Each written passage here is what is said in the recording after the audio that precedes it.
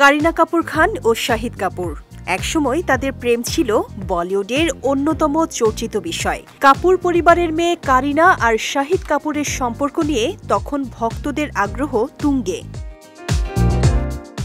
এমনকি রণধীর কাপুরও শাহিদকে প্রায় জামাই হিসেবেই মেনে নিয়েছিলেন, কিন্তু হঠাৎ সেই সম্পর্কে ফাটল ধরে।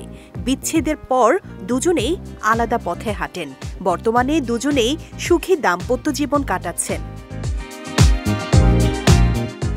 তবে প্রেম ভাঙার পর দুজনকে খুব একটা একসঙ্গে দেখা যায়নি। উড়তা পাঞ্জাব সিনেমায় একসঙ্গে কাজ করলেও তাদের কোনো দৃশ্য ছিল না একে অপরের সঙ্গে। এমনকি সিনেমার প্রচারেও তারা দূরত্ব বজায় রেখেছিলেন। তবে সেই অতীত পেছনে ফেলে ৮ মার্চ ভারতের জয়পুরে আয়োজিত আইফা 2025-এর সাংবাদিক সম্মেলনে ঘটল চমকপ্রদ এক ঘটনা। বহু বছর পর একে অপরের মুখোমুখি হয়ে জড়িয়ে ধরলেন শাহিদ কাপুর ও কারিনা কাপুর খান। শুধু আলিঙ্গনই নয়, পাশাপাশি দাঁড়িয়েও ক্যামেরার সামনে পোজ দিলেন তারা।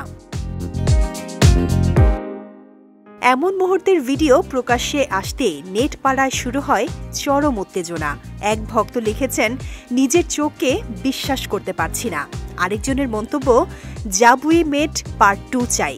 তবে অনেকেই লক্ষ্য করেছেন, আলিঙ্গনের পরও শাহিদের মধ্যে খানিকটা অস্বস্তি ছিল।